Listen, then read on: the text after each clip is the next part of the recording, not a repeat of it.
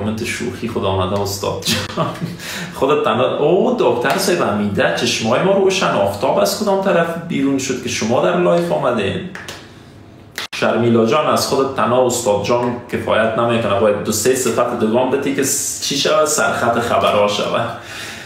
خب بر ترتیب درس شروع میکنیم. من گلاس آب خود بیارم. لایف یک بار ضربتی دیگه 540 بار شیر شده، یک بار دیگه ضربتی شیر بکنین که 1000 بار شده و تعداد بیننده های ما مثل امشب هر شب حداقل 3500 باید در شروع میرسه. بخیر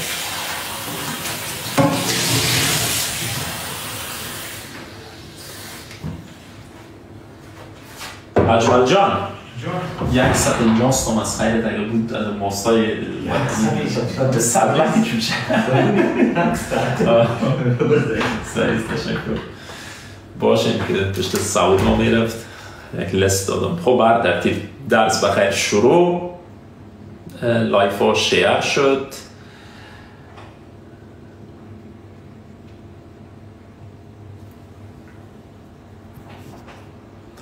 ناگزیر هستم که در این قسمت ما و شما چی بکنیم؟ کامنت ها را بسته بکنیم تا کانسنتراسیون یا تمرکز بیشتر عزیزان بالای درس باشه. استاد جان نگوییم که خبرساز شده، کلمه استاد جان بیخی ترند شده.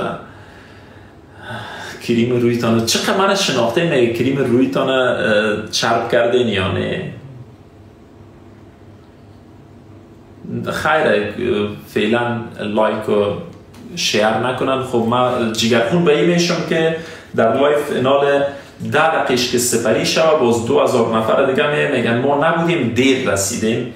امروز یک نفر بسیار یک کامنت چی نوشته کرده بود، گفت نوشته کرده بود برام یک پیام روان کرده بود یک پسر: استاد لمر بلیاز خدا بلیاز قرآن تو را قسمای خطرناک داده بود که لایف 9 بجه شروع کنم. من هر چی میکنم از 9 بجه زودتر خانه نمیرسم. با کمال تاسف که وضعیت رقمی هسته که من خودم 9 بجه دیگه شروع کردن نمیتونم. ناگزیر هستم که حداقل اون ساعت 8 شروع بکنم تا 10 بجه لایف ختم بکنیم تا ای که بتونیم روز بعدی بخیر سر کار برویم.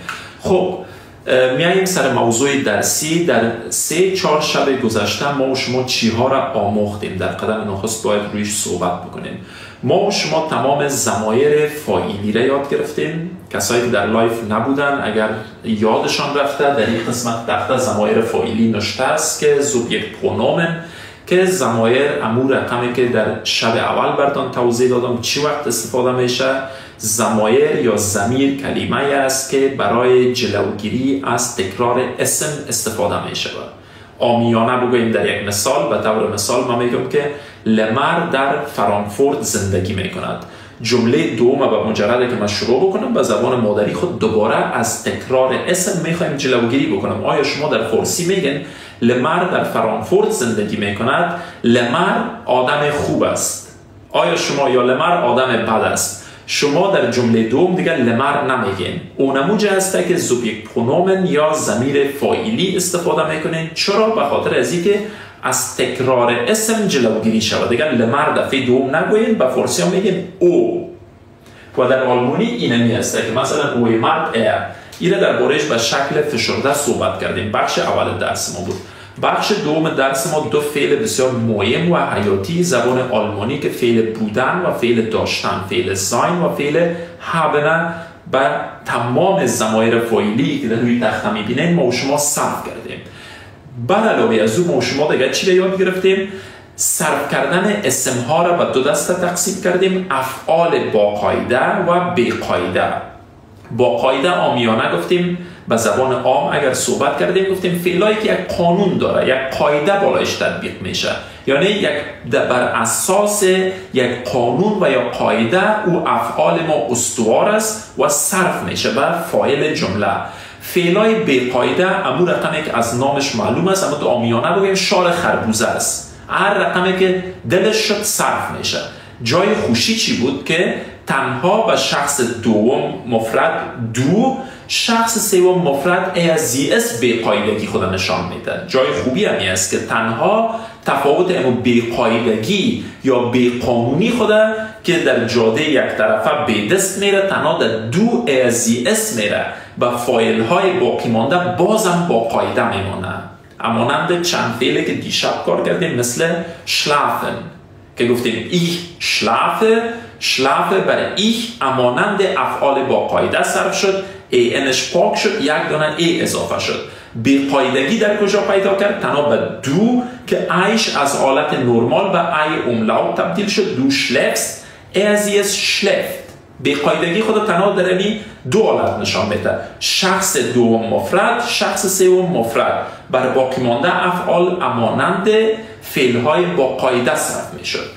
چیز چهارم را که ما یاد گرفتیم چی بود؟ سوال‌های بله و نه خیر. ما گفتیم که در هر زبان دنیا ما دو رقم سوال مطرح کرده میتونیم، سوال‌های بله و نه خیر یا ناین فراگن و سوال‌های معلوماتی یا وی فراگن.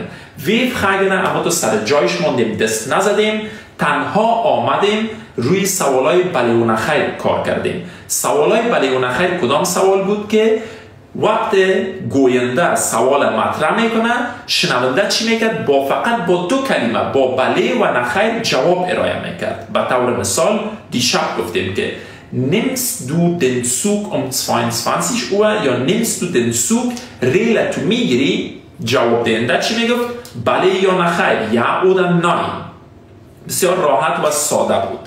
و امشب ما میخواهیم که از این مرحله یک قدم پیشتر بگذاریم، آیسته آیسته خود با اشتروکتور یا ساختار سوالای معلوماتی کمک خود مصروف بکنیم. یک چند دانه وی فراگه یاد بگیریم که چطور ما میتونیم ساختار یک وی فراگه یا انفورماسیونسفراگن.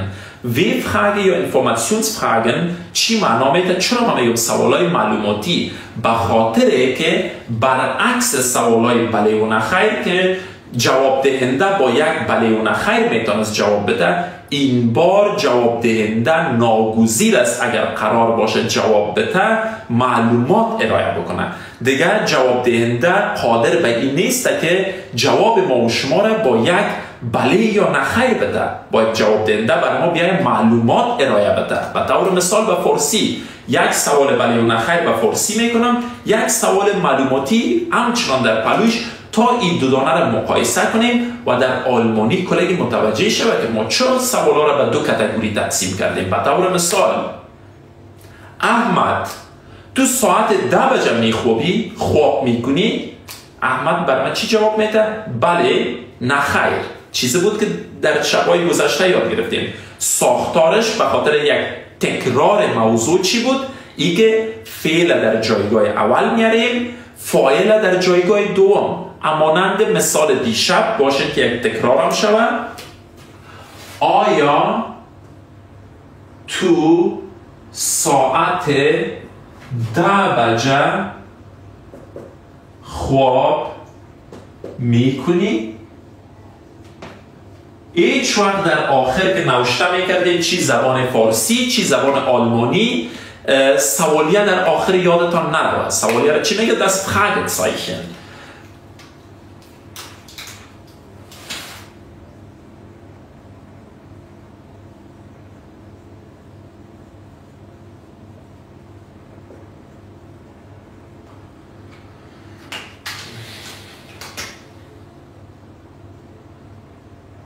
سوالیه. این البته یک کلمه اضافی بود که براتون نوشته کردم. سوال اول ما، آیا تو ساعت 10 بجه میخوابی؟ گفته بودیم در سوالات بله و نه خیر فعل در جایگاه اول. به زبان فارسی فعل ما چیست؟ فعل چیزی است که انجام میشه. خواب کردن یک فعل است، اما ما و شما نمیتونیم به فارسی بگیم آیا تو ساعت 10 بجه خواب کردن؟ چی میکنیمش؟ صرفش میکنیم. اما نمده که در زبان فارسی میگیم خواب میکنی، در زبان آلمانی هم دیگه یاد گرفتیم فعل ما فعل بی‌قاعده است. schläfst du um 22 Uhr؟ اینجا ببخشید جای خورد شد، اما یک سوالیه باید ما نوشته بکنیم در آخرش. Schläfst du um 22 Uhr? Wie lautet die Antwort? جوابش چی است؟ Entweder ja oder nein. یا بله یا نه خیر. Ja, nein. جوابش. حالا میایم آیسته آیسته خود امرای سوالهای معلوماتی مصروف میکنیم یا وی فراگه. کسی آیا مفکوره داره که چرا سوالهای معلوماتی را اگر به آلمانی ترجمه بکنیم میگن Informationsfragen، سوالهای معلوماتی، اما چرا این به نام وی فراگن مشهور است؟ وی حرف اول آلمانی است. وی فراگن. چرا سوالهای معلوماتی را وی فراگن میگن؟ به خاطر اکثریت کلماتی که به خاطر مطرح نمودن سوال استفاده میشه با حرف وی شروع میشه. به می خاطر نامش گرفتن به نام، مثل که در زبان انگلیسی کسایی که انگلیسی یاد داره میگن سوالای معلوماتی، همیشه میگفتن WH questions، سوالای معلوماتی، چون اکثریتشان با WH شروع میشد. با آلمانیان با ابو W انگلیسی را که در اینجا وی تلفظ میکنن با وی شروع میشه و او خاطر اینا سوالهای معلوماتی میگن. حالا بیاییم یک مثال در فارسی کار بکنیم تا اینکه شنوندای عزیز که هنوز از آن خود درگیر سوالهای معلوماتی نکردن متوجه شوند به زبان مادری خود که آیا وقتی که لمر تفاوت میان سوال بله و نخیر و سوال معلوماتی را مطرح میکنه در زبان مادری ما این چی معنا میده؟ سوال اول ما این بود که آیا تو ساعت 10 بجه خواب میکنی؟ بله نخیر. اولین سوال را که امیال من مطمئن هستم 3000 نفر همگیش یاد داره، اسم تو چی است؟ اسم تو چی است؟ سوالی که من از شما مطرح میکنم، آیا امیال درمی متوجه شدین که دیگه بله و نخیر نیست؟ شدین متوجه یا نشدین؟ آیا یک نفری که از شما پرسان بکنن سلام اسم شما چی است یا اسمت چی است، اسم تو چی است، آیا در جوابش گفته میتونید بله نخیر؟ کلتون امیال پیش خود میگن نه نمیتونم گفته. پس چی میکنین؟ شما معلومات ارائه میکنین. شما وقتی که معلومات ارائه کردین اونموجه است که ما متوجه میشیم خب ما از مرحله سوالهای بله و نخیر بیرون شدیم، در مرحله سوالهای معلوماتی آمدیم. به معنای از اینکه شنونده نیاز داره که یا مکلف است اگر قرار باشه جواب ارائه بکنه در اینجا معلومات پیشکش بکنه. از ما اگر شما سوال بکنیم که استاد اسمت چی است؟ ما در جوابتان آیا گفته میتونم بله نخیر نمیتونم. وقتی که معلومات بتونم چی میگم؟ اسم من لمر است. یعنی این میشه من بر شما نیاز دارم که معلومات ارائه بکنم. تفاوت کسایی که هنوز متوجه از این اصطلاح زبانی نشده بودن که فرق بین بله و نخیر و معلوماتی چیست، اینمی است. پس چیز مهمی را که امشب ما یاد میگیریم بسیار آهسته پیش میریم و درسای گذشته هم در لابلایش تمرین میکنیم که زیاد نشه سرتان. به این معنا که من ساختار نحو سوال خود تغییر میدم. دیگه من نمیتونم که فعل در جایگاه اول استفاده بکنم، بعد از اون جمله خود تکمیل بکنم، فاعل استفاده بکنم. پس من در اینجا نیاز دارم که یک کلمه سوالی استفاده بکنم که معمولا با حرف و هم شروع میشه.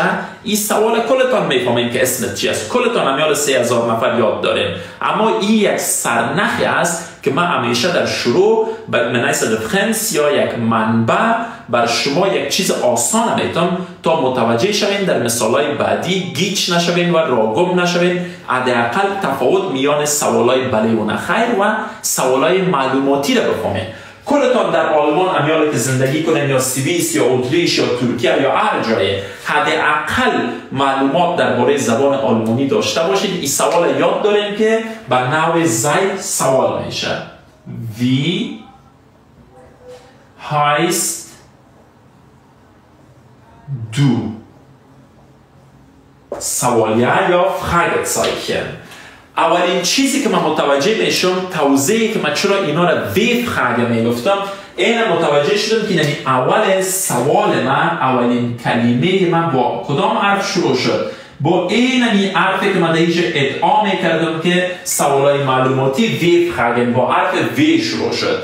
این نیاز نیست که همیشه وی باشه، اما در اکثر موارد با حرف وی شروع میشه.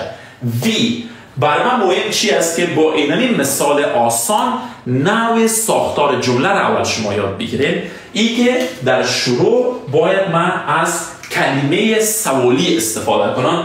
دیگه این فعلی که در سوالای بله و نخیر جایگاه اول میگیرد، این فعل دیگه در جملات معلوماتی سوالای معلوماتی جایگاه اول به خود نمیگیره.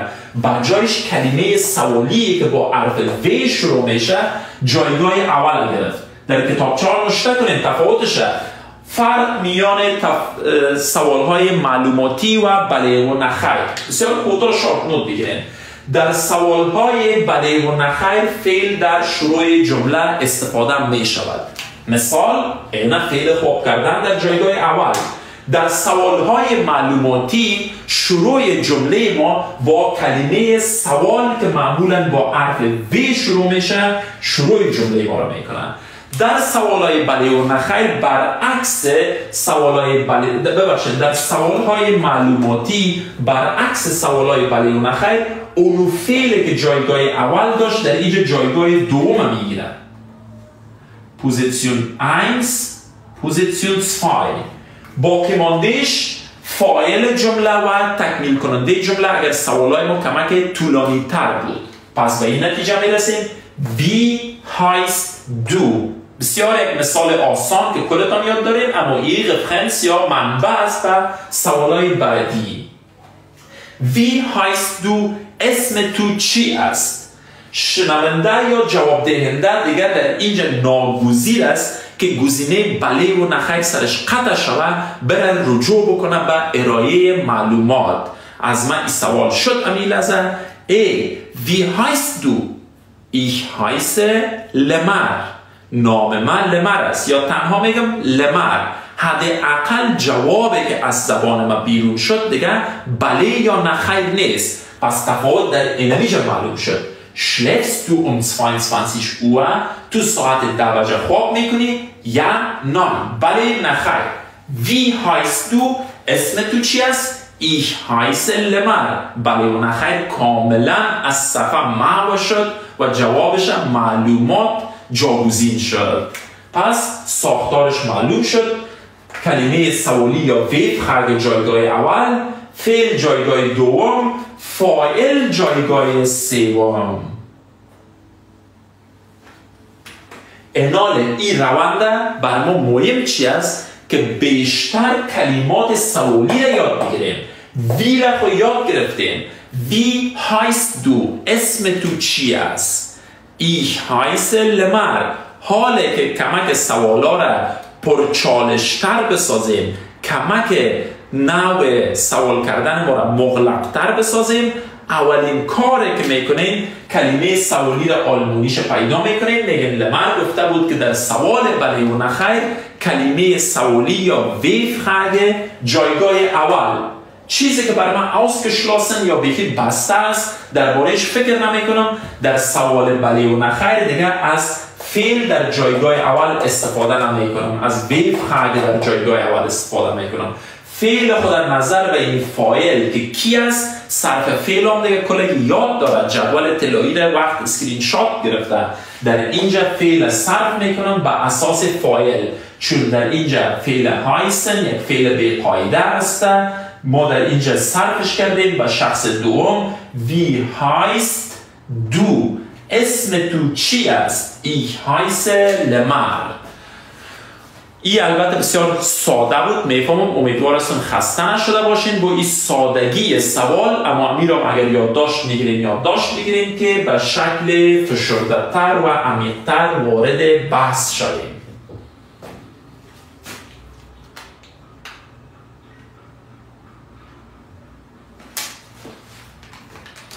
میفهمم که درس بسیار ساده بود. کامنتار یک بار باز میکنم که من امیدوار هستم با دیوارها صحبت نکرده باشم، صدای من را شنیده باشین و ببینم که ساختار ابتداییش کلی که متوجه شد یا خیر. ساختار ابتدایی را عزیزانی که کاملا جدید هستین متوجه شدین که ساختار ابتداییش چی است؟ بسیار خوب. sehr schön.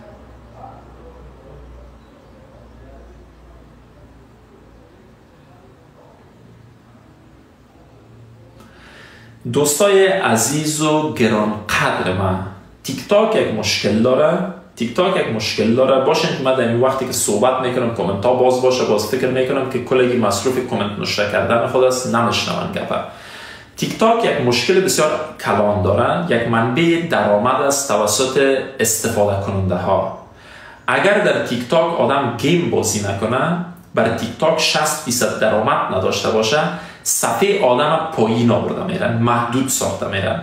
و صدها نفر بعد از لایف دیشب بر من شکایت کردن که استاد گفته بودی در ویدیو که من لایف میایم، چرا لایف نامدی؟ تیک تاک قصدی صفحه مرا محدود کرده میرن، چون از روزی که ما از تیک تاک باز کردیم درس میتونم یک دانه گیم بازی نکردیم.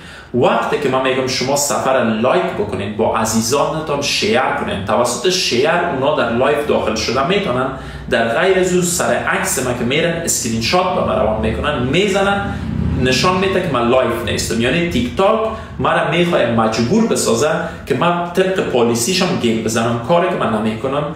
اما شما این میره بر من لایکتان، شیر کردنتان 10 سنت درآمد نداره، فقط به خاطر که صفحه ما در وایرال باشه. این میال من مطمئن هستم اکثریت عزیزانتان در روی صفحه ما میزنن، بیشتر از 1000-1500 نفر که انتظار از این صنف دارن در حقشان ظلم میشه و بر ما جای سختی است که برم از سر ای درس را شروع بکنم. پس لایف شیر بکنین در لیست کسایی را که میشناسین. لطفا با ما شیر نکنین لایف، با سنفیایتان شیر کنین، با فامیلایتان، با دوستایتان. سفر ضربتی لایک بکنین در وقتی که من درس نمیتونم، تا صفحه ما حداقل سر تیک تاک فشار بیاره، به زور لایک و شیر در وایرال باشه و عزیزان بتونن داخل لایف شوند. این پیام ما بود که شما بفهمین که من چرا میگم صفحه باید لایک شوه و به شکل درست کلگی اشتراک کرده بتونه. sehr schön. بیاییم پیش از اینکه من درس امشب شروع بکنم، مقدماتش بر شما ارائه کردم، یک رای گیری بکنیم که چقدر عزیزان از این درس امی ساختار ابتداییش متوجه شدن.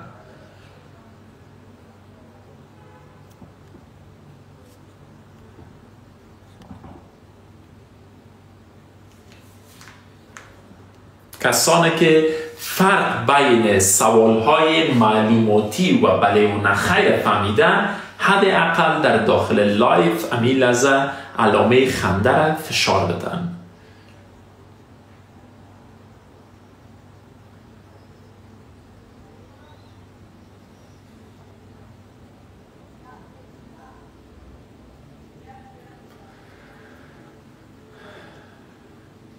دیگه همی کار مانده که در کامنت نوشته میکنین استاد مرا فالو کو.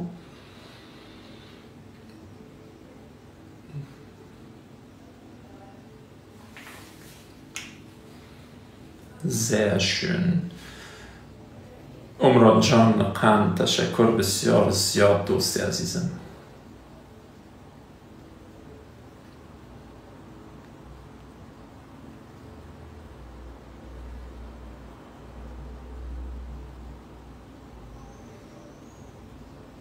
خب اکثریت فهمیدن، کسایی که هنوزم نفهمیدن در مثالهای بعدی حتما متوجه می شوند. در اینجا ما و شما تخته را پاک میکنیم، آخرین فرصت برای عکس گرفتن که از روی تخته عکس بگیرین.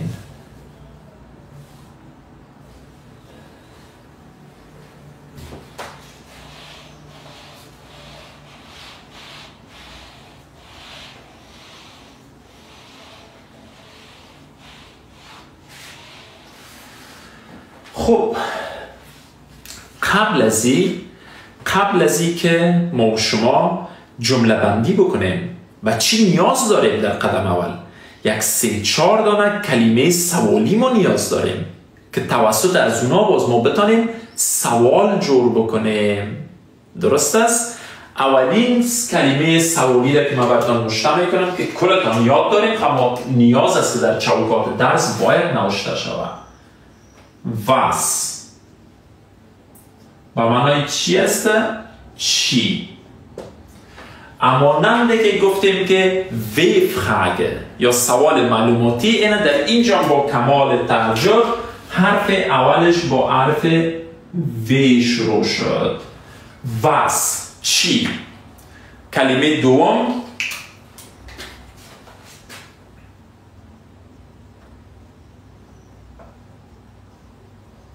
ویا تلفظش ویا کی کی ویا کی واس به معنای چی. ببینید چرا ما اینا رو ویفخاگه یا سوال معلوماتی میگیم؟ با حرف وی شروع شد. واس ویا کی چی.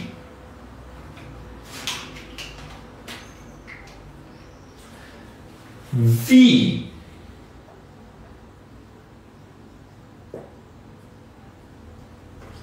چطور یا چطور.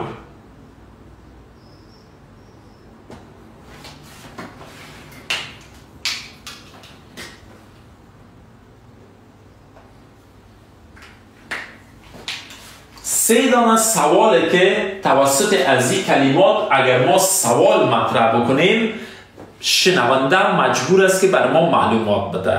چیزی که معمولا یک خواهش اگر از شما عزیزان خود بکنم، مزاری عزیز و تمام دوستان، در وقت درس اگر شما گل روان نکنین من ممنونتان میشم، به خاطر از اینکه صفحه در حد ممکن پاک باشه تا خودتان صنفیایتان بتانند راحت نشتای مرا ببینن. اینمی رقم کمی لحظه است. من این خواهش هستان میکنم و شما به این خواهش من لبیک بگوین. واس به معنای چی، ویا به معنای کی، وی به معنای چطور. بیاییم هر وقت که یک نفر از ما سوال کرد، چی سوال تحریری بود یعنی نوشتاری، چی سوال تقریری یا شفایی بود یا در گفتن بود. دوستای عزیز دیگه صحبت من شما نمیشنوید، من از شما خواهش دوستانه میکنم بازم با یک دانه گل میخواین سفر شما مصروف نگاه کنین. اگر به صنفیایتان احترام دارین امی کار لطفا نکنین چون اکثریت از این کار شکایت دارن. واس به معنای چی، ویا به معنای کی و وی به معنای چطور.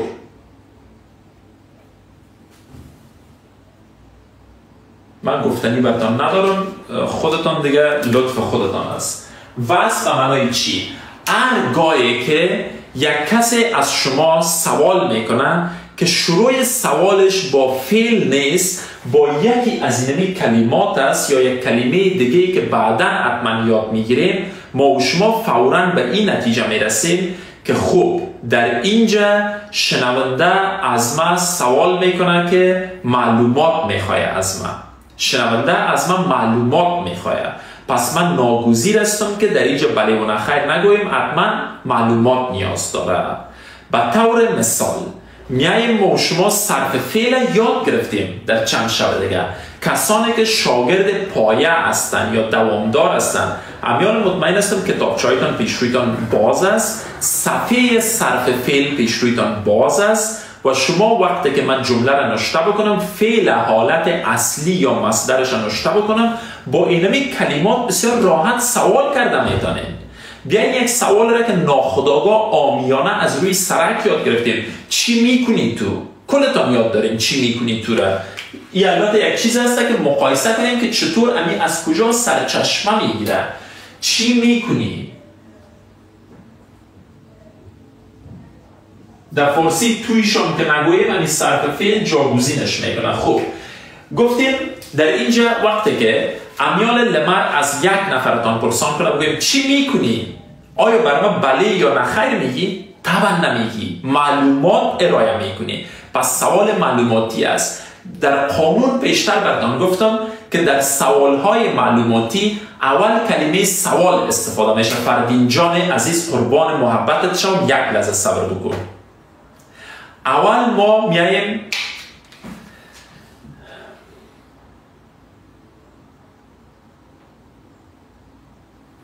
اول میاییم از کلمه سوال پرسان میکنیم که چی را چی میگن به زبان آلمانی.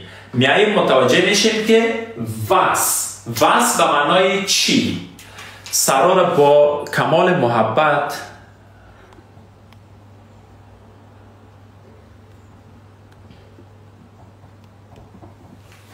آیا در وقتی که ما با انرژی میخوایم که درس سیروم یا پیچکاری بکنم، آیا محبت است در مقابل صحبت ما که اصلا خواهش میکنم، یا ای که نشان دهنده از این است که ما قصدی درس اخلال میکنیم؟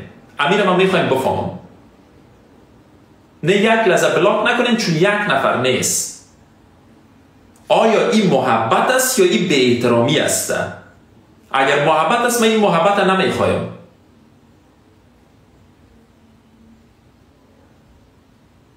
واقعا بی احترامی است. 3,500 نفر در داخل لایف است، با یک نفر میخواید درس مزاحمت بکنن. اگر به شکل احترامانه بر شما ما گفتم، اگر به دوستانه گفتم، خواهش کردم اصلا شما متوجه هستین فارسی میفهمین یا نمیفهمین؟ اخلالگرا.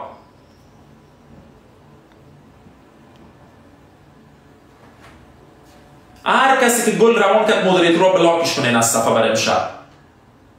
با زبان نرم براتون میگم که درس در اوج تشریح است. بازم با کمال بی احترامی پشت روان میکنین. با فارسی میگم لطفاً اصلا خواهش میکنم نمیشه متوجه، ناگزیر صدای مرا بلند میکنین.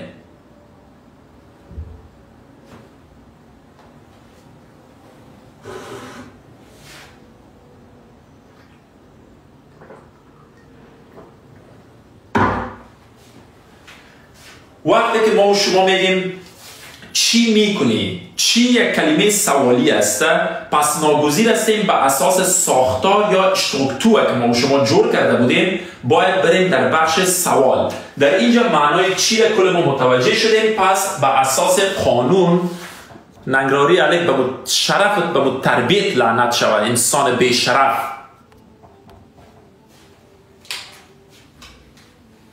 میریم که کلمه سوالی است، در شروع جمله استفاده میکنیم. اولین چیز کلمه سوالی خود استفاده میکنیم که عبارت است از was. با حرف بزرگ نوشتهش میکنیم. میکنی فعل کردن یا انجام دادن یک فعل عام است که کلتان یاد دارین که کدام است. حالت مصدرش machen. کلمه که کلتان یاد دارین machen انجام دادن یا یک فعل انجام دادن یا کردن که یک فعل است که اکثریت ایره استفاده میکنن. مثال بسیار ساده است، به خاطر من ایره توضیح میدم که ساختار یا اشتراکتور ازی روشن و واضح باشه. فعل فاعل ما کی است؟ تو. اصل هدف من است که تو چی میکنی؟ باشه این رو نوشته کنم که بیخی از پیشتان گدوات نشوم. تو چی میکنی؟ در اینجا ما و شما گفتیم در ساختار یا اشتراکتور، در ساختار جمله ما و شما گفتیم که در قدم اول دوستان عزیز هر کسی گل روان کرد از لایف بلاکش کنین. خدا کنه که مدیریتور باشه، هر کس باشه مدیریتور. در قدم اول از کلمه سوالی was که در جایگاه اول در ساختارش گفته بودیم. در جایگاه دوم گفته بودیم فعل نظر به فاعل صرف میشه، چون جمله ما سوال ما بله و نخیر نیست. فعل در اون پیشتر اگر نوشته کرده باشین در زیرش نوشته کردم جایگاه دوم. پس وقتی است که فعل machen ما و شما به شخص تو صرف کنیم. فعل machen شاگردایی که ارشد بودن فعل با قاعده است. افعال با قاعده را برای تو چی رقم صرف میکردیم؟ انش پاک میکردیم. خب بیاییم اول میشه نوشته کنیم انش پاک کنیم. انش که پاک بکنم تنها مخ میمونه. برای تو در آخرش چی میامد؟ استی. کلتان در روی کتابچه تان دارین استی اضافه میشه. was machst du. این جمله را کلتان یاد دارین، اما برای ما مهمی است که ساختار از کجا شروع میشه. طرز جمله جور کردن یا سوال کردن ما به چی نوع شروع میشه. was machst du. اما رقمی که در مثال قبلی که گفتیم وی هایست دو، در اینجا برای ما ثابت شد که وی فراگه که حرف اولش با وی شروع شده. اینجا یک ستارگک میمانم که متوجه شوید جایگاه اول گرفت.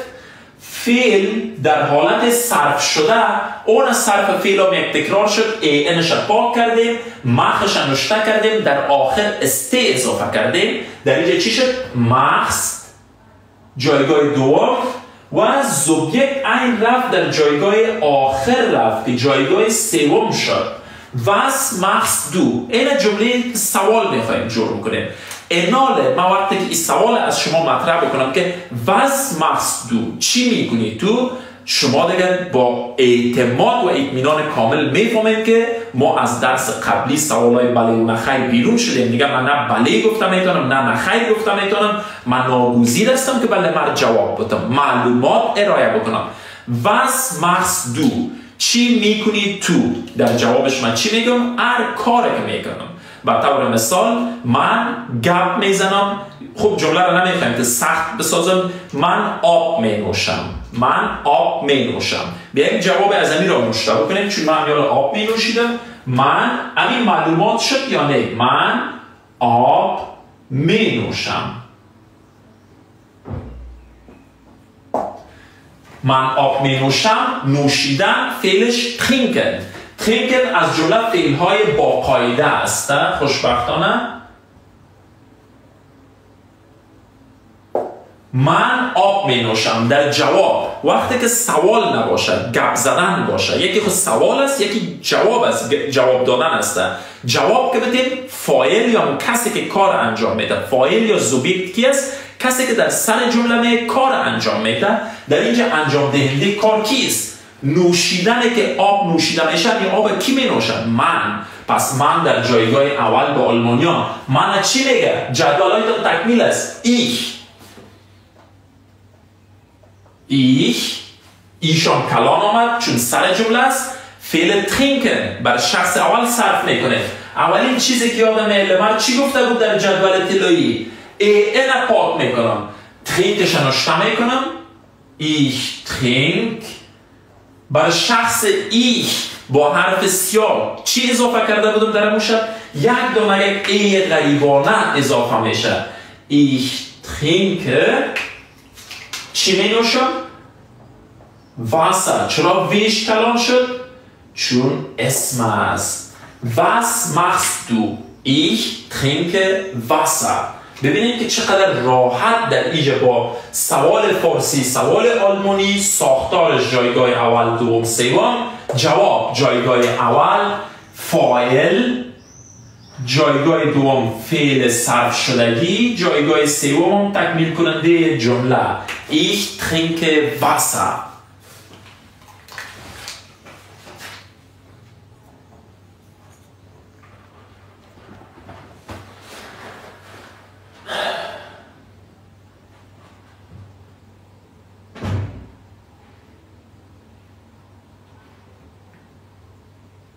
صحیح بود؟ سیروم شد یا نشد؟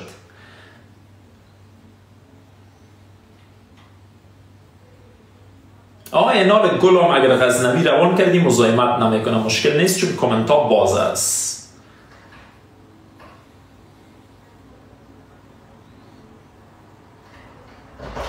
دوستای عزیز و گرانقدر، عصبانیت قبلی مرا باید شما با کمال احترام و درس درک کرده باشه.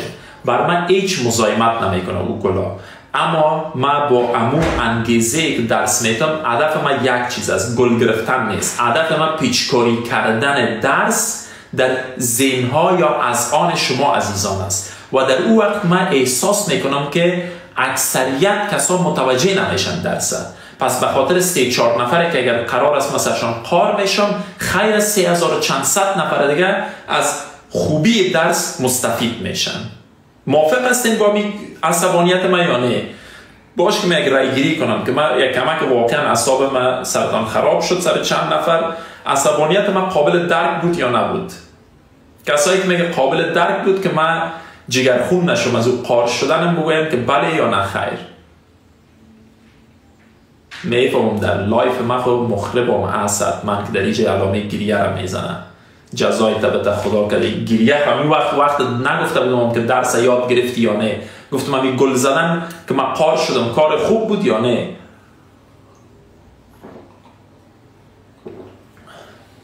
نه 70 نفر همینجا مرا محکوم کرد محکمه صحرایی خیلی شما میکنین اینی را میگن محکمه صحرایی که من در اینجا در محضر چند هزار نفر محکمه صحرایی شدم اوکی محکمه صحرایی نکنین که باز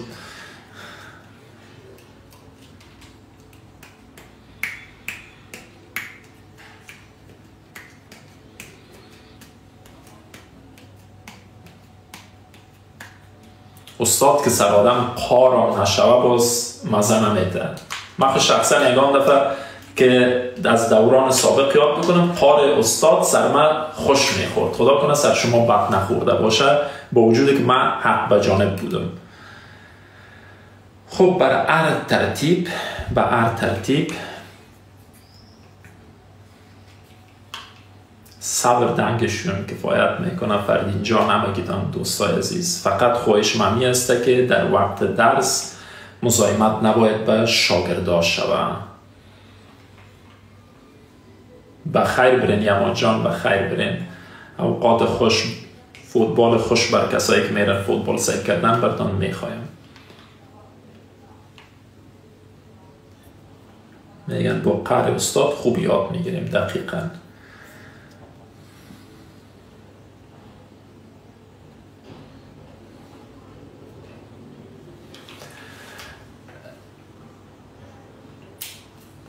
یک خواهش آخر من در این قسمت که مربوط شما عزیزان نمیشه مربوط فن پیج ها میشه فن پیج عزیز یا فن پیج های عزیز چند محدودیت اینجا وجود داره به خاطر از اینکه اکثریت شاگردا در یک رقم سردرگمی قرار گرفتن که صفحه اصلی کدام است لطفا نامایتان نامای مشابه رقم من نمانین در فن پیج یک تعدادتان ما کنترل کردیم این یوزرنیمتان رقم یوزرنیم ما با یک کمک تفاوت ماندین از عکسای ما به پروفایلتان استفاده نکنین لطفا و یک نفرتان هم دیدیم نامتان نمیگیرم حتی اینستاگرامت به نام لمر عمری در روی صفحه جور کردی و چندین هزار فالوور هم داری این رقم کار نکنین که باز صفحهتان خدا نخواسته محدود نشه اگر فن پیج واقعی و هدفتان خدمت است نوشته بکنین کلام یا فن پیج چون عالم ده هاست فن پیج ایجاد شده و یکی از عکسای من استفاده نکنین اینستاگرامایتان نامای مشابه لمر عمری نداشته باشه چون این کارتان من یک فن پیج گیر کردم 10,000 فالوور جمع کرد حال رفته نام خود آجی چطورکایی مونده امرای اکانت خود آمده کلامکاری میکنه که من اینقدر فالوور دارم من مشکل ندارم بریم خدمتتان بکنین در آخر با همین شاگردا با چند هزار فالوور هر کار میکنین بکنین اما شاگردا را در یک حالت قرار ندین که اینا ایران بانن که ما در کدام صفحه بریم صفحه راستی است لایف از کدام صفحه آمده میشه کار اول کار دومی که شاگردا کامنت میمونن کسایی که نفهمیدن که استاد اینی چیزی طور است از نام ما شما کامنت جواب میدین این کار نکنین دوستای عزیز من یک دانه صفحه دارم اینمی است در هر صفحه دیگه که کامنت هایتان ریپلای داده میشه نظر داده میشه از طرف من نیستم فن پیج ها هستن در پشتش انسان های دیگه هستن ایره من فن پیج ها براتون یک اخطار دادم براتون مسیج هم دادیم بازی میتین که ولی یک هفته بعد در تغییر میتون پروفایل پیکچر هر لحظه تغییر داده میشه از این هم شب بعد اصلاح سازی را بیارین در صفحه هایتان خب کسایی که عکس نگرفتن لطفا عکس بگیرین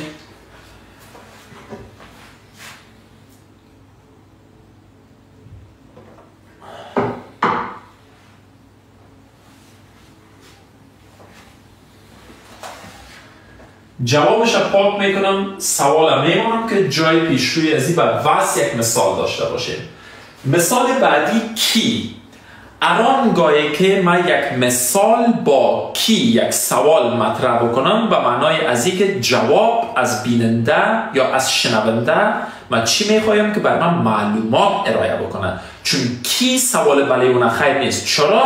چون یک ویف خرد است اولش با وی شروع میشه و در شروع جمله ما فعل نیست کلمه سوالی است پس میاییم سوال خودم مطرح میکنیم. به طور مثال از آسانترین مثال ها شروع میکنیم. لمر کی است؟ لمر کی است؟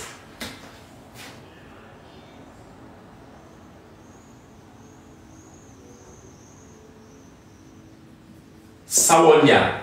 اولین چیز در زبان فارسی برعکس توزیع آلمانی من لمر آمد، اسم آمد، اما بر زبان آلمانی ما و شما خوشبختانه یک قانون مشخص داریم.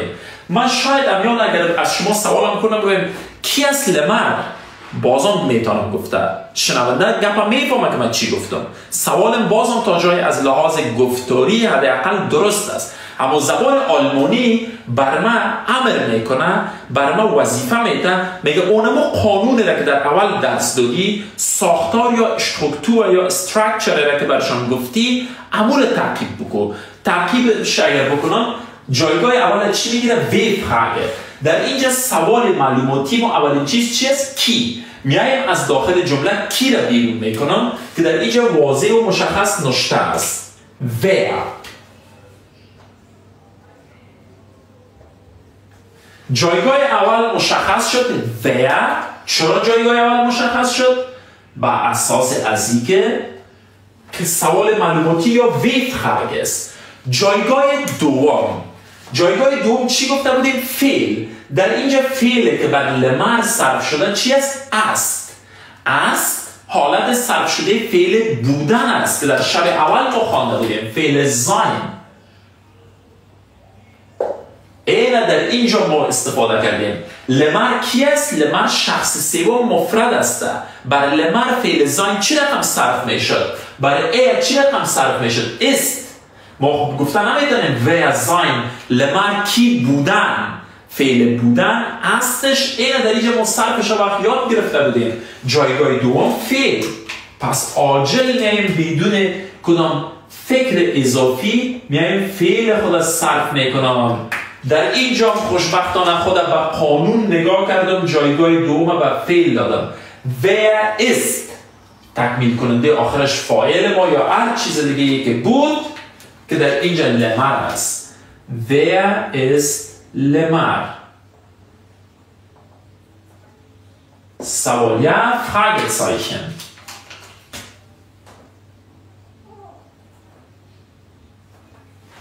لمر کی است؟ از جمله فارسی من خودم کلمات برمیچینم، بیرون میکنم تا که سوال خود درست مطرح بکنم.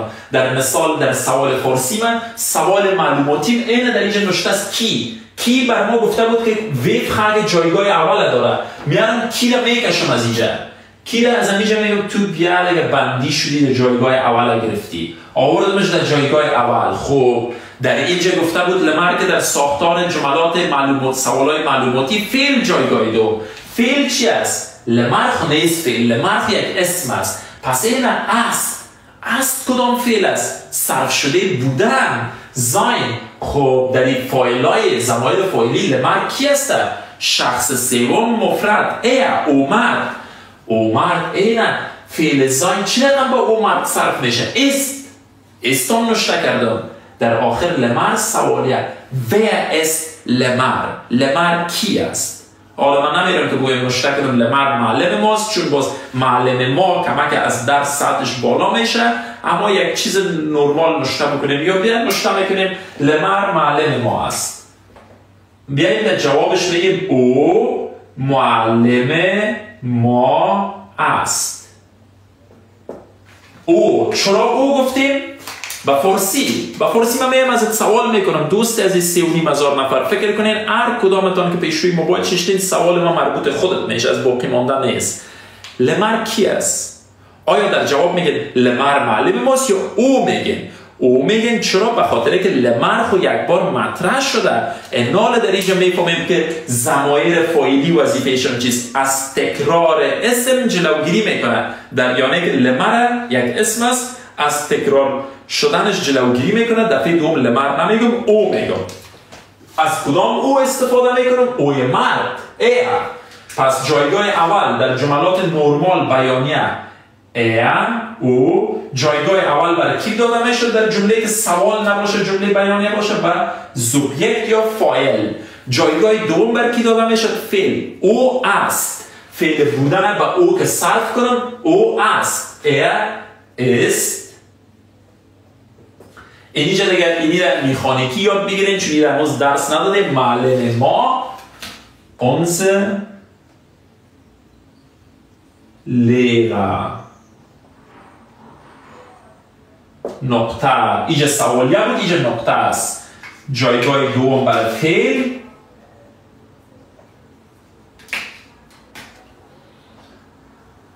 جایگاه سوم معلم ما فاعل. اونزر به معنایی که لیغه به معنای معلم، اونزر لیغه به معنای معلم ما که به خیر در شبای آینده کلتان در یاد ملا میسازم. یعنی کلتان همونطور دیگه چشم پد باید یاد بگیریم که معلم ما، معلم تو، معلم او، معلم شما این چیزای بعدی هست. اما در اینجا فعلا یک مثال برابر شد. او معلم ما است. هدف در اینجا اونزر نیست که من درس بتونم. هدف از ساختار جمله سازی است که چطور ما در زبان آلمانی جمله سازی بکنیم.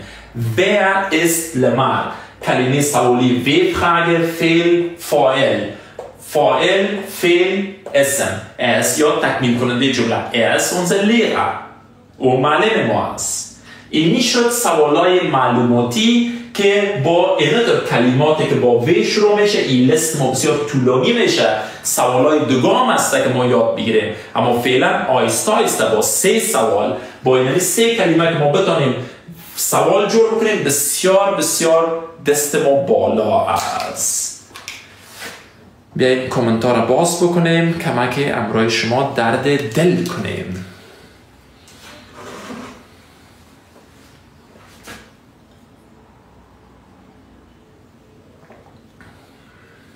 اسما جان تشکر.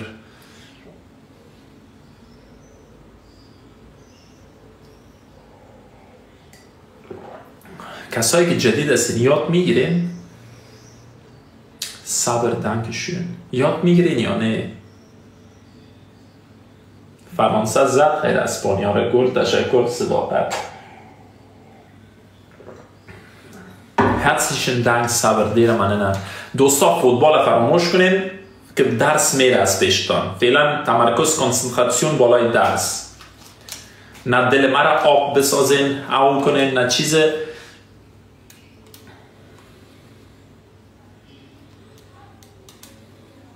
اگر نه از ما که یکیتان فوتبال بینتر نیستین یا علاقمند فوتبال.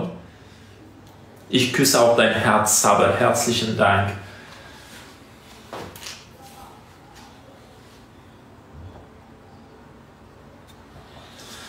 دوستی که میگه استاد بالا بیار چند نفر گپ بزنه خیلی وقت است به اون مرحله. شما حوصله‌مندی را به خرج بدین.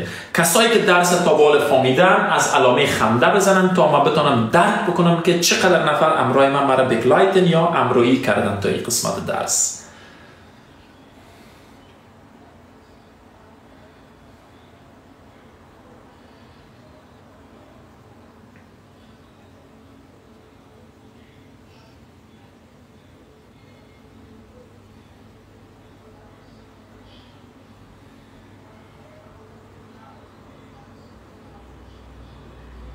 جای بسیار خوشی است. از 3,500 نفر بیشتر از 3,400 نفرش در درس هستند. 100 نفر شاید ساعتشان ابتدایی تر باشه.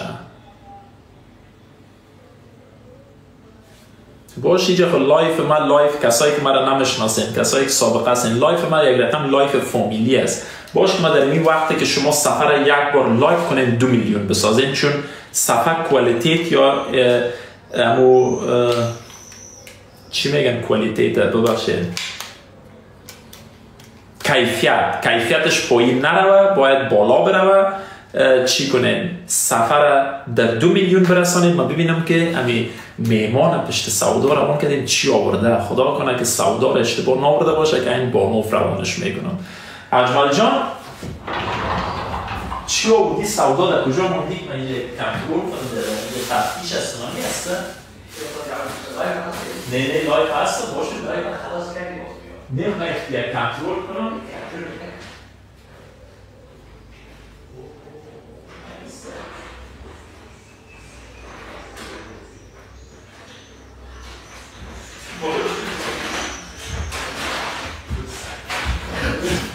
سلام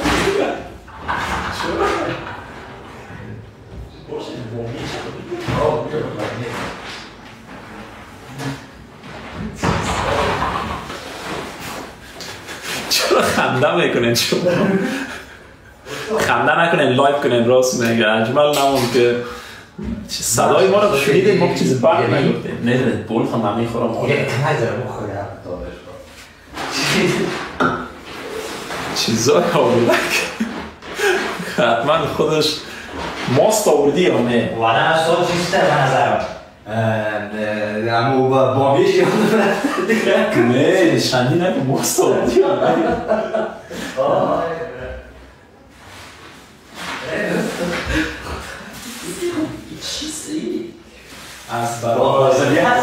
از برای خدا ما ایره پشت بامیه روان کردیم. این بامیه است. نه بامیه را شما سایل کنید. من از گشنگی نفسم بر آمده که بامیه پخته کنم. این دوستا بامیه است. این چی هست؟ فاصله هست یا بامیه است؟ اجمل جان یعنی واقعا توی فسیلیه و بامیه رو فرقش نمیفهمیدی؟ نمیفهمیدم. خب وقتی چی بامیه خلاص کرده بودم اینجا در فروش هست. همین اشتیای من بیخی خلاص شد.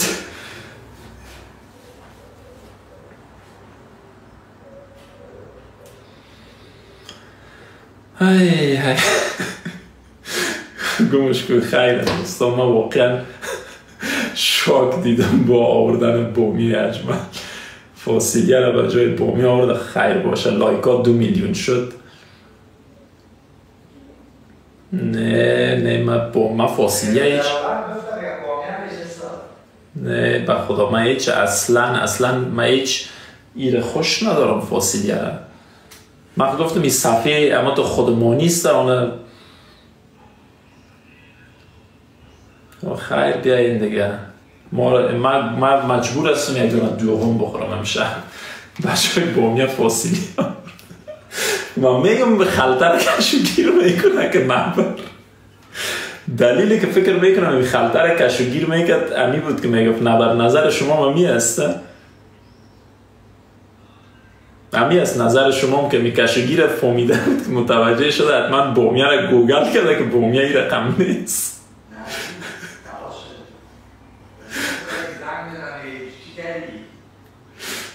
خب خیر باشه. واقعا من خنده واقعا از صدق دل میکنم. بر ترتیب ما دیگه آمادگی که نال یک بامیه. خب خیر حالا بیاین دیگه ما درس دقیقاً بیاین عکس بگیریم که بخش بعدی میریم. من پختهش نمیکنم اسما جان رو روانش میکنم در کسافات مندازمش. من فاصلیه چیزی که بعد من میگه شلغم گلپی فاصلیه یعنی از گشنگی هم نفسم برای من این 3 چیز نمیخورم. خب بعد دید اینه ایره بگیریم که جوابش پاک میکنیم. سوال باقی میمانه. سالار جان گل نزن که امشب گل بسیار چی شده چالش برانگیز شده.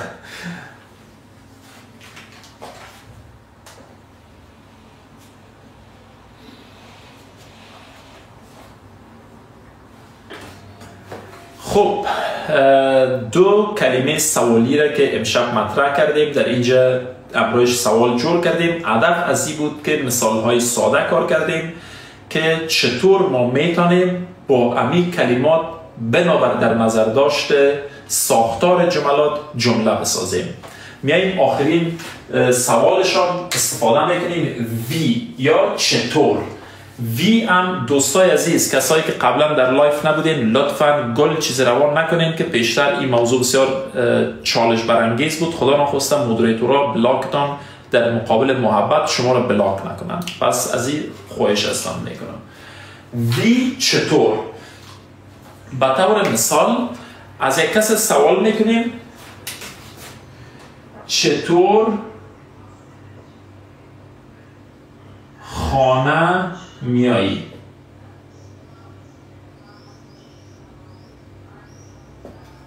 چطور خانه میایی؟ پیاده میایی؟ در موتر میایی؟ در بایسکل میایی؟ در طیاره میایی؟ در چی میایی؟ چطور خانه میایی؟ یا چی رقم چطور؟ ما و شما اولین چیزشه که در جمله جور کردن ما بر ما سوال برانگیز است که در زبان آلمانی جایگاه اول بگیره، میکنیم که ویف خواهد چطور؟ این همون چطور اینه در اینجا هست. در زبان آلمانی جایگاه اول میاریمش. در زبان آلمانی که جایگاه اول بیاریمش وی با حرف بزرگ وی باشه کمکی طرف بیاییم که جای غیر تنگ میشه و ما دست گرفتن مشتم میکنم. وی جایگاه اول مشخص شد. جایگاه اول. جایگاه دوم در جمله چی است؟ آمدن. میایی حالت صرف شده آمدن است. در اصل ما یک فعل اساسی داریم. او فعل چی است؟ آمدن. آمدن دیشب کار کردیم یا اون شب کارخانگی برکار داده بودم. فعل آمدن چی بود؟ کامن. خانه میایی هدفم تو هستی. چطور خانه میایی تو؟ پس میاییم در جایگاه دوم چی بود همیشه؟ فعل کامنه از الف تا یا باید صرف کرده بدانه. چی رقم صرفش میکنم؟ اینش پاک میکنم. اینش نشته نمیکنم. تنها اول امو که و امش نشته میکنم. در جدول طلایی صرف فعل با قاعده بعد از اینه که پاک کردیم کدام حرف را اضافه میکردیم؟ کلتون یاد داریم. کتابچه‌تون سعی کنید اینه پاک بکنید. برای دو کدام حرف اضافه میشد؟ طبعا کلی یاد داره اس تی. این فعل صرف شد. چقدر راحت. اینه پاک بود برای دو اس تی اضافه کن. جایگاه دوم. جایگاه سوم فاعل یا کسی که کار انجام میده. در اینجا انجام دهنده کار. کسی که سوال میکنه که خانمی کیست؟ تو را چی میگه با آلمانی؟ عاجل میگیم در تو چی میگه؟ تو جایگاه سوم. دو.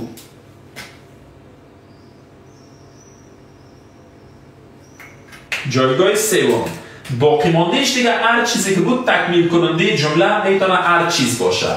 خانه یکی از استثناها از خانه که حرف اضافه یا پرپوزیسیون شهرها یا کشورها را میگیره که عبارت است از نخ. Wie kommst du nach Hause? Fragezeichen. میتونه هر چیز دیگر طولانی باشه. تکمیل کننده جمله ما جایگاه چهارم. سه چیزی که بسیار مهم است در سوالای معلوماتی. جایگاه اول ویفخاگه سوالی که معلومات به دست میاره. جایگاه دوم فعل. جایگاه سوم فاعلی که در اون فعل تحت سوال قرار گرفته. سه چیز اساسی: ویفخاگه، ورب، سوبجکت و چیزی که ergänzen میکنه یا تکمیل میکنن جمله ما را. Wie kommst du nach Hause? چطور میایی خانه؟ nach Hause را کسایی که حالا پرسان میکنن چرا استاد nach Hause فعلا میخوانی کی یاد بگیره؟ در درس پرپوزیسیون یا حرف اضافه باز میرسیم بخیر. فعلا سوال پرسان میکنن. سه چیزش به اساس قانون کلتان یاد داریم که وی به معنای چطور، کومست آلت صرف شده فعل برای دو است که اینش پاک کردم این رنگشان دیگر رقم میکنم که متوجه شویم استی اضافه کردم و فاعل یا سوبجکت جمله که مورد سوال قرار گرفته تو استی که تو را دو میگه و خانه را هاوز میگه. اما به سمت خانه یا خانه در زبان آلمانی یک حرف اضافه یا پرپوزیسیون میگیره که در درسای بعدی میخونیم. فعلا در ذهنتان همیشه باشه nach Hause. Wie kommst du nach Hause? چطور تو خانه میایی؟ ایران میتونیم از رویش عکس بگیریم.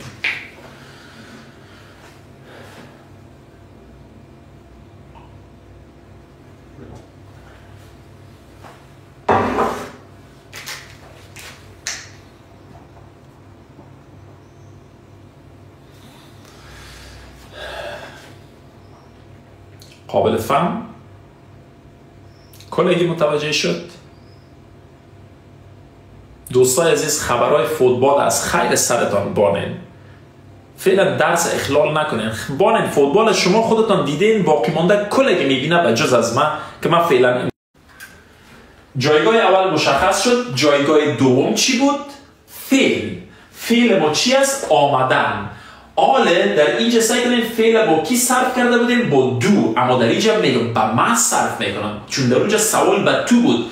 تو چطور خانه میایی؟ وی کامست تو نخوازه. در اینجا ما پس به خود فعل صرف میکنم، چون دیگه انجام دهنده کار آمدن ما انجام میدم. ایش صرف فعل ان پاک قبل از این کام. برای ایش چی اضافه میکردیم در جدول ما؟ ایش کامه، من میایم. چرا اینجا کامست شد؟ اینجا کامه کسایی که بیخی ابتدایی هستن، چون اینجا فعل کامه نه برای دو صرف کردم، برای تو. در اینجا برای خود صرف میکنم. ایش کامه امرا یا با را در آلمانی مت میگن. ایش کامه مت امرای یا با. ایش کامه مت دم. چرا دم شده دیگه؟ این به شبای بعدی باشه. سوک nach Hause. مهم برای من در اینجا چی است؟ همیشه فاعل در وقتی که سوال نبود، جمله بیانیه بود، جایگاه اول. فعل جایگاه دوم و دیگه شم تکمیل کننده جمله. Ich komme، من میایم. mit dem Zug، با ریل. در اصل آرتیکل Zug چی است؟ der Zug است. این که der چرا دم شده؟ بسیار زود است، در این باره با صحبت میکنیم. mit dem Zug nach Hause، من میایم با ریل خانه. من با ریل خانه میایم. درس اساسی و بنیادی امشب ما بر اساس چی استوار بود؟ که چطور ما جملات عادی را خود یاد داشتیم. فرق بین سوالای بله و نخیر و سوالای معلوماتی را باید یاد بگیریم. دانکشون.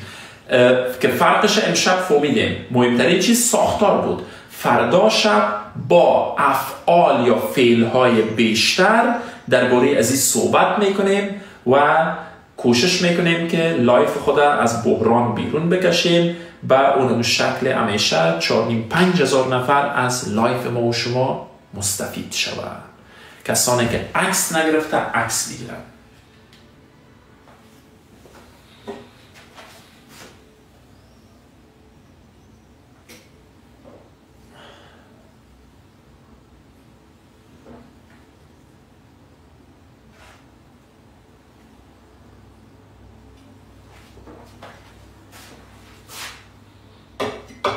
فکر کنم عکس هم گرفتیم.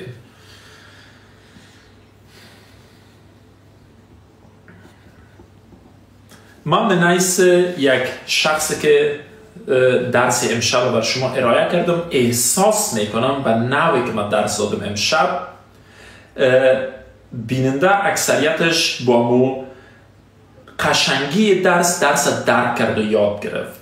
تشکر دوست عزیز. آن عده دوستانی که متوجه نشدن در شبهای آینده در لابلای درس همه چیز تکرار و تکرار و تکرار بیشتر میشه و شما باز جزئیات بیشتر چیزایی که ناتکمیل مانده متوجه میشین. اگر هدف شما که مطمئنم هستم آموزش زبان آلمانی در امروز ظرف 6 ماه در حداقل در B1 برسین، امی است کارخانگی را که من براتون میتونم پشت گوش نکنین، چون تفاوت صنف حضوری با صنف از طریق مجازی امی است که من کنترل کردن نمیتونم که شما آیا کارخانگی هایتان انجام دادین یا ندادین، اما مسئولیت شخصی خود یا فردی خود ایره بپندارین و کارخانگی را واقعا انجام بدین. فایز جان تشکر. کارخانگی ما و شما چی است؟ کارخانگی ما در مجموع 1، 2، 3 سوال جور کردم با 3 فعل کاملا متفاوت. فعل machen، فعل sein و فعل kommen. شما بزرگواران با امی وی fragen با امی سوالای معلوماتی was wer wie سه کلمه سوالی برای تمام فایل هایی که در اینجا هسته ich du er sie es wir ihr sie sie یک جمله با یک فعل که یاد داره. من براتون مشخص نمیکنم. میتونین از فعل gehen, fahren, kommen, schlafen, trinken, essen هر فعل که یاد داره در کتابچه هایتان یک سوال و یک جواب جور بکنه. خوب متوجه باشه، یک سوال و یک جواب. به طور مثال در اینجا گفتیم که was machst du چی میکنی. مثال یک نفر میتونه بگه که چی مینوشی تو. was چی جایگاهش مشخص است. فعل trinken برای دو صرف کو و برای تو was trinkst du چی مینوشی تو. من چی مینوشم. فعل trinken صرف برای خودم میشه. اونجا هسته که صرف فعل کاملا تکرار میشه. یک فعل انتخاب میشه. خوب گوش بکنین تکرار کارخانگی. یک فعل انتخاب میشه با was و فعل برای تمام از این فایل ها جمله جور میکنه. مثلا was trinke ich من چی مینوشم.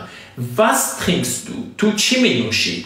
او چی مینوشد. was trinkt er او زن چی مینوشد. was trinkt sie ببینین فعل trinken تمامش گردان شد یادتان آمد. صرفش مشکل پیدا کردین برید اون جدول او شب. خب trinken انش پاک میکنم چی در آخرش اضافه کنم. برای ich برای دو برای er sie es wir ihr و غیره و غیره.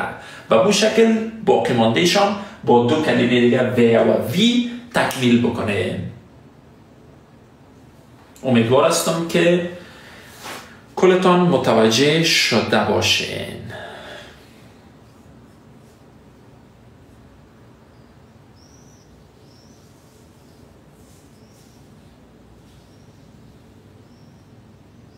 Gibt es Fragen?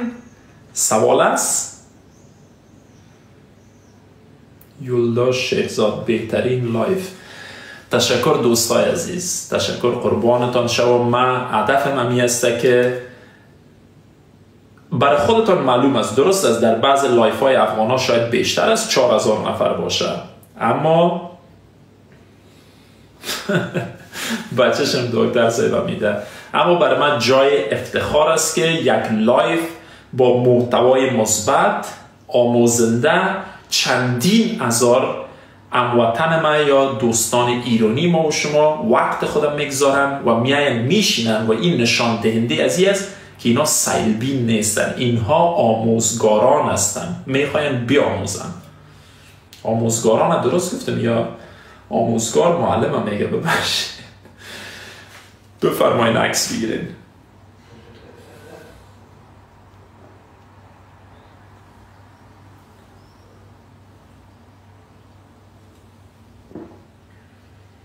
بهترین فرصت بر عکس گرفتن که هیچ شخص حق گله‌مندی را نداره که من نتونستم عکس بگیرم.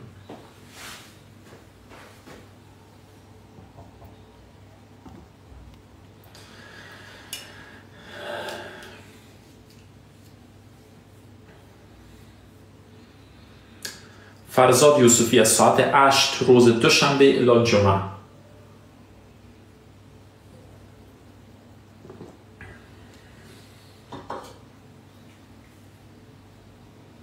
شهرزاد عزیز اکثریت کسا توقع دارم که ساعت 9 شروع کنم. متاسفانه من نمیتونم از ساعت 9.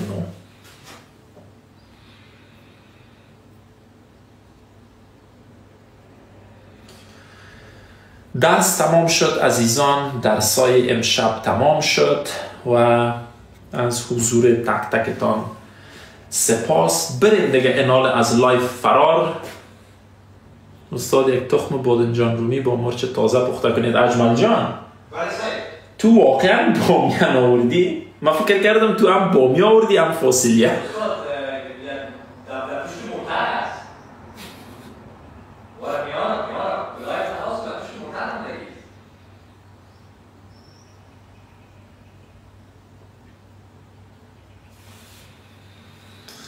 خب خیر، این ام میگذرد.